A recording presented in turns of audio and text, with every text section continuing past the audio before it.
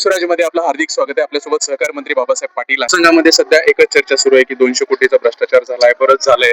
आपण कुठेतरी भ्रष्टाचार जास्त झालाय. नाही म्हणजे आपण असताना देखील एवढं जर होत असेल आणि आपण म्हणताय की मंत्र्यांना रोजगार हमीच्या की चौकशी करू नका वगैरे, सध्या सगळीकडे म्हणजे मी तसं म्हणलो नाही. माशे तिथंच होते ते म्हणले काय प्रकार आहे काय, मी त्याचा काही प्रूफ घेतलाय का? त्यांना म्हणलं अरे बालाजी, आता तर 4 महिन्याखाली हे लोक आले, ते प्रशासक काळातला आहे. कशा तुमच्याकडे काही प्रूफ आहे का?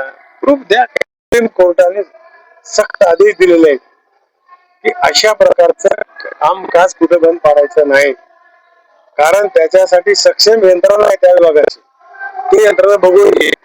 ठीक आहे, कुठं आता आम्ही नागरिक म्हणून एखादी काम आम्हाला कळतं थोडस, आपण रोखायची काय आवश्यकता आहे? त्याच्यासाठी यंत्रणा आहे, डिप्टी इंजिनियर आहे, कार्यकारी अभियंता आहेत, तुमचे चीफ इंजिनियर आहेत. त्यांना सांगा ना बाई आम्हाला वाटतंय, तुम्ही बघून घ्या आणि काम जर खराब होत असतं सुधारून घ्या. मी जर प्रत्येक ठिकाणी मी मंत्री आहो, मी आमदार म्हणून जर रस्त्याने फिरत असलो, ते काम क्वालिटीचं नाही, ते काम क्वालिटीचं, माझं काम नाही ना. समाजातल्या तुमच्यासारख्या नागरिकांना समजून घ्या. म्हणजे तुम्ही अजिबात बोललेलं नाहीये की हे चौकशीसाठी थांबा किंवा चौकशी, तुम्ही मंत्र्यांना अजिबात सांगितलेलं नाही. हे कशासाठी लावलं म्हणलं आपलं काम आहे ना, ऑडिट करून घेणारे लोक आहेत. त्याच्यात तुम्हाला वाटत असतं तुम्ही डिपार्टमेंटला सांगा ना. ते संबंधित डिपार्टमेंटच्या लोकांनी चौकशी समिती नेमली, त्या चौकशी समितीच्या अहवालात सुद्धा त्या ठिकाणी गायगोटे नाहीत अशा प्रकारचा अहवाल आहे. जे चुकलं त्याचं ऍक्शन घेऊ ना. त्याच्यात काही चुका झाल्या करा ना, द्या ना तुमची माहिती. म्हणजे तुमच्यामध्ये पुरावे असेल तर सादर करा, करा द्या. कोण आहे उलट तुम्ही पाठीशी सरकार, आम्ही तुमच्या पाठीशी. चुकीचं काम झालं असतं त्याला पाठीशी घालायचं काय कारण आहे? त्याच्यावर ऍक्शन घेऊ आपण. म्हणजे सध्या सगळीकडे सोशल मीडियात हेच चाललंय सर, सगळीकडे की असं झालं, साहेबांनी असं म्हटले, मंत्र्यांनी असं म्हटले, मंत्र्यांनी तसं म्हटले, मंत्र्यांनी एवढ्या छोट्या विषयात हात घालावा का, हे असं ते सध्या चर्चा चालू आहे. सर छोटा विषय कसा म्हणताय? छोटा विषय 200 कोटीचा उलट कमी सांगितलं म्हणजे जास्त कोटीचा जास्त कोटीचा आहे. आणि सर आपल्या ह्याच्यामध्ये पण पहिल्यांदा असं झालं जिल्ह्यामध्ये की गट विकास अधिकाऱ्यावर अविश्वास ठराव आणण्याच्या वेळ आली जिल्ह्यामध्ये पहिल्यांदा. तर त्या संदर्भामध्ये सर की सदस्यांचं सगळ्याचं मत आहे की गट विकास अधिकारी कसलंच ऐकत नाहीये. त्यांनी 9 मुद्दे पण दिले. बरोबर आहे, ते काम करून करणं गेला एखादी पण वागला, ते काही दुश्मन आहे का कोणाचा? चाकूरचे लोक, ते चाकूरची जनता अतिशय सोशल आहे. अशी पाळी आली तेव्हा त्याच्यात चूक आहे.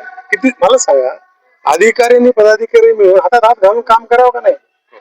ठीक आहे, 20-19 होत असते, नाही म्हणत नाही, पण आता मला सांगा मच्छिंदर सारखी त्याची मंडळी तिथे सभापती झालेली आहे, महिला सभापती झाल्या आहेत आणि अनुभवी लोक आहेत, ग्रामपंचायत चालवली आहेत. काही अचानक आलेली माणसं तर कारभार काय असं बी नाही. काय त्यांनी म्हणत होते, त्यांच्या घरचं काम सांगत होते का?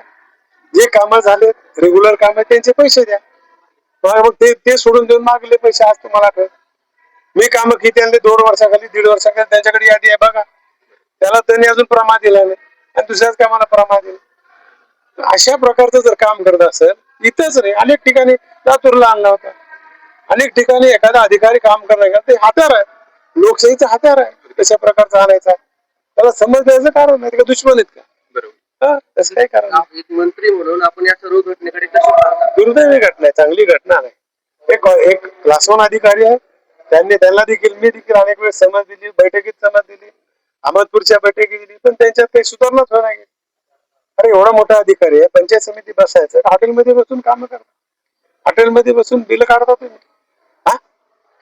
सगळं मी बोलणं बरं दिसत नाही काय? तुम्हाला माझ्यापेक्षा सगळं माहिती आहे, माझ्याकडून ओतून घेऊन तुम्ही सांगा. तुम्ही मी जे बोललो ते खरं सांगा तुम्ही.